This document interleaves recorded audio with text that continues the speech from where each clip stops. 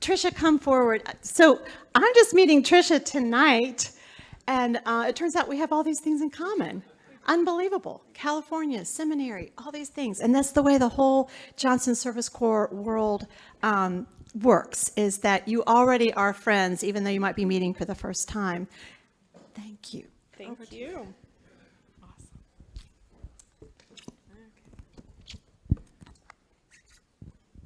Good evening, everyone. It is so good to be back in North Carolina.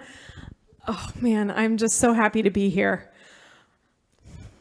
One of the ways that we opened up our Friday sessions when I was an intern was with our 3 breaths. And so I invite us to take a moment to shift and to just take a few deep breaths and to take it in, to breathe in and out, and just be fully here. It's a beautiful place to be, and I'm so grateful. So friends, look around you. Who are the persons sitting next to you? The persons next to you are the greatest miracles and the greatest mysteries you will ever meet at this moment. The persons next to you are unique universes of experience, overflowing with necessity and possibility, dread and desire, smiles and frowns, laughter and tears, fears and hopes, all struggling to find expression. The persons next to you are searching to become something in particular, to arrive at some destination, to have a story and a song to be known and to know. The persons next to you believe in something precious.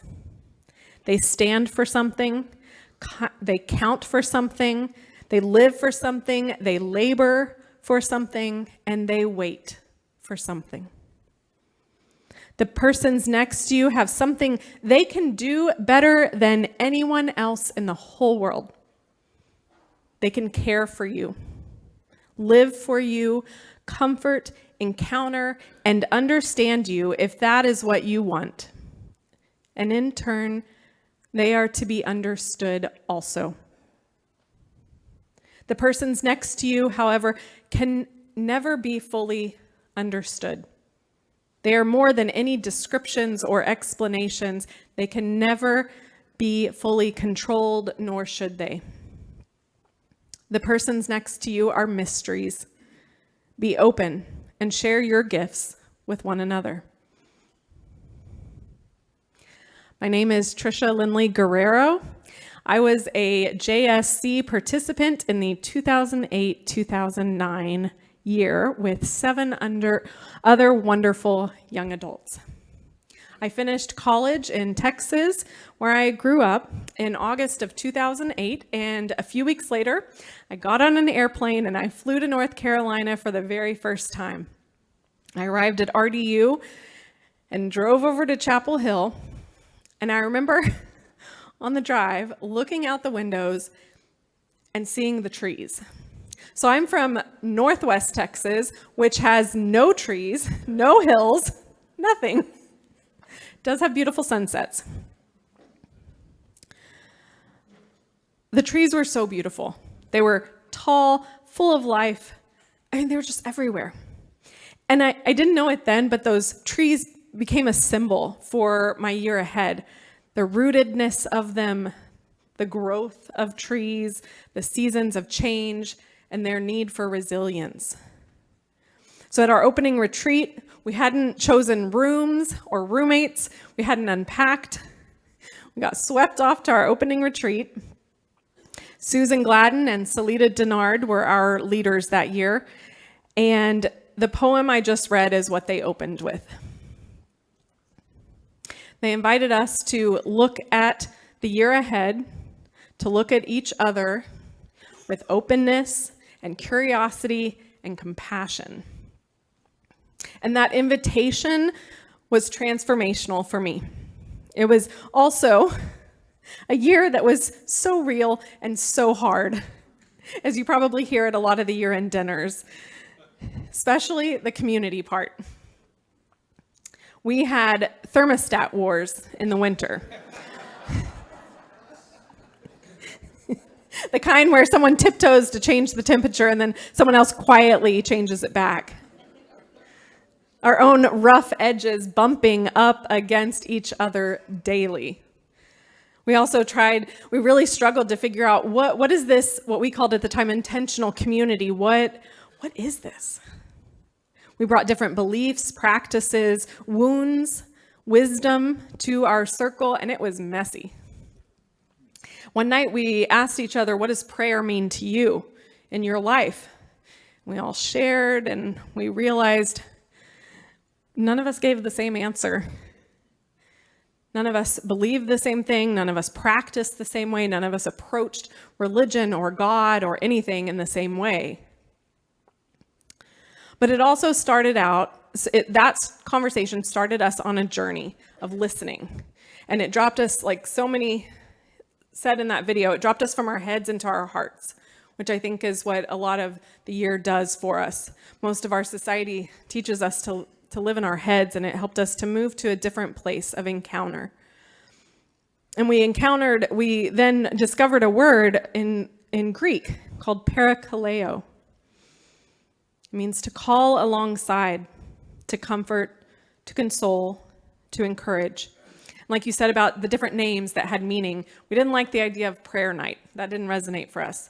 But we really resonated with the word parakaleo. And so that was how we described our intentional time together.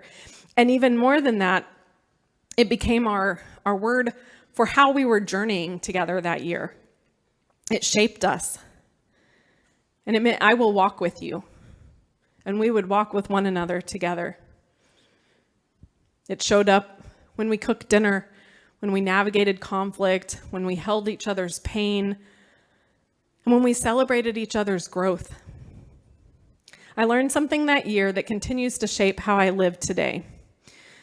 The being in relationship with people who are different from you is not easy, but it is sacred and holy, and we must learn and grow and figure out how to do that.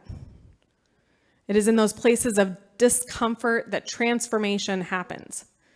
And it is in being called alongside someone that we learn that it's not just despite our differences, but because of and through them that we grow. Each part of the JSC experience matters. Every class that's taught, every agency partnered with, every mentor who listens, every board member who stewards, every alum who shows up again and again. After my year, I stayed in Chapel Hill for another 5 years, and it was such a blessing in my life. And I was able to participate in new ways. I got to help with interviews of new interns. I helped with some of our Friday classes, got to work a lot with Susan, which was such a blessing. And then I even got to be the interim director during a time of change in the program. And what I witnessed again and again was courage. And I think I heard someone say it on that video.